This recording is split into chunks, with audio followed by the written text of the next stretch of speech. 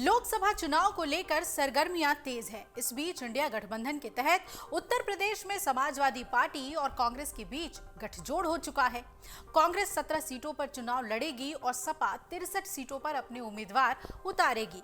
अब खबर ये आ रही है कि यूपी में इंडिया गठबंधन को मजबूती देने के लिए तृणमूल कांग्रेस यानी टीएमसी की भी एंट्री हो गई है, जिसे लेकर सपा प्रमुख से पश्चिम बंगाल की मुख्यमंत्री ममता बनर्जी ने बात की है।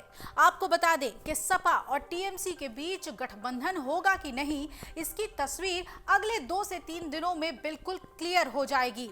सूत्र बता रहे हैं कि टीएमसी प्रमुख ममता बनर्जी ललितेश पति त्रिपाठी को यूपी की चंदौली लोकसभा सीट से चुनाव लड़ने की कोशिश में हैं। ममता चाहती हैं कि कमलापति त्रिपाठी की विरासत उनके प्रपौत्र और टीएमसी नेता ललितेश पति त्रिपाठी संभालें। उन्हें लोकसभा चुनाव चंदौली से लड़ाया जाए। इसे लेकर ममता बनर्जी और अखिलेश यादव के बीच बातचीत हो चुकी है और 2 दिनों में कोलकाता से इसका ऐलान भी हो सकता है। आपको बता दें कि चंदौली ललितेश पति त्रिपाठी के बाबा और दिग्गज कांग्रेसी नेता कमलापति त्रिपाठी की कर्मभूमि रही है और यहाँ के लोग आज भी उनका बहुत आदर करते हैं। ललितेश की दादी चंद्रकला त्रिपाठी, जिन्हें बहू जी के नाम से लोग जानते हैं, वो भी यहाँ से सांसद रही थी। ममता चाहती हैं कि ललितेश यहीं से चुनाव लड़ें, लेकिन ललितेश मिर्जापुर से चुनाव लड़ने के मूड में है। हालांकि ललितेश ने यह भी कहा है कि ममता जी जो भी निर्णय लेंगी वो उसका पालन करेंगे। चंदौली से सपा ने वीरेंद्र सिंह को अपना प्रत्याशी भी घोषित कर दिया है, लेकिन इस बात की पूरी संभावना है कि सपा अपने उम्मीदवार का नाम वापस लेगी और ये सीट इंडिया गठबंधन में सहयोगी टीएमसी को देगी। यूपी में इंडिया गठबंधन को लेकर लगातार सस्पेंस बना हुआ था, लेकिन जैसे ही समाजवादी पार्टी और कांग्रेस के बीच सीट शेयरिंग को लेकर यस नो की स्थिति खत्म हुई, वैसे ही लगा कि इंडिया गठबंधन अब वापस लय में आ चुकी है। कांग्रेस के यूपी प्रभारी अविनाश पांडे ने तो सीट बंटवारे की जानकारी देते हुए कहा था कि प्रियंका गांधी ने समझौते तक पहुंचने में अहम रोल अदा किया।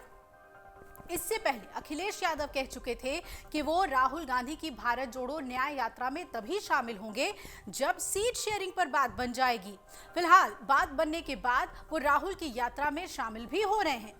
इस बीच बंगाल से भी अच्छी खबर आई कि कांग्रेस और टीएमसी के बीच सीट बंटवारा तय हो गया है। सूत्रों के मुताबिक पश्चिम बंगाल में पहले जहां ममता दीदी की पार्टी कांग्रेस को सिर्फ 2 ही सीटें दे रही थी, तो वहीं अब 5 सीटों पर बात बन गई है। बताया जा रहा है कि कांग्रेस अब बंगाल की 42 सीटों में से 5 पर चुनाव लड़ेगी और इस समझौते के मुताबिक कांग्रेस दार्जिलिंग, रायगंज, दक्षिण मालदा, बहरामपुर और पुरुलिया सीट से चुनाव लड़ेगी। और इतना ही नहीं, दोनों पार्टियों के बीच में असम और मेघालय को लेकर भी समझौता हुआ है। कांग्रेस टीएमसी को मेघालय में तुरा सीट देने को तैयार है। इसके अलावा असम में भी कांग्रेस टीएमसी के लिए 1 सीट छोड़ेगी। अब आपको बता दें कि पहले ये माना जा रहा था कि टीएमसी इंडिया गठबंधन से अलग होकर चुनाव लड़ेगी और वो बंगाल में कांग्रेस को 2 सीटों से ज्यादा नहीं देगी। हालांकि कांग्रेस 2 से ज्यादा सीटों पर चुनाव लड़ने की बात पर कायम थी। इससे पहले आम आदमी पार्टी और कांग्रेस के बीच भी गठबंधन हुआ। दिल्ली को लेकर, हरियाणा को लेकर और साथ ही गुजरात को लेकर भी सीटों पर डील फाइनल हो चुकी है। लेकिन जिस तरीके से उत्तर प्रदेश में ममता बनर्जी टीएमसी का उम्मीदवार उतारने की तैयारी में है, वो अपने आप में ये दिखा रहा है कि इंडिया गठबंधन में कोऑर्डिनेशन बढ़ चुका है और एक दूसरे को ज्यादा से ज्यादा कंसीडर करने की भावना भी शायद अब आ चुकी है। कहीं ये लोकसभा चुनाव में मोदी से हार का डर तो नहीं, जाहिर तौर पर जो रणनीति है वो यही बता रही है कि एनडीए को हराने के लिए इंडिया गठबंधन अब एकजुट हो रहा है और यही वजह है कि यूपी में एक टीएमसी का उम्मीदवार भी चुनाव लड़ सकता है।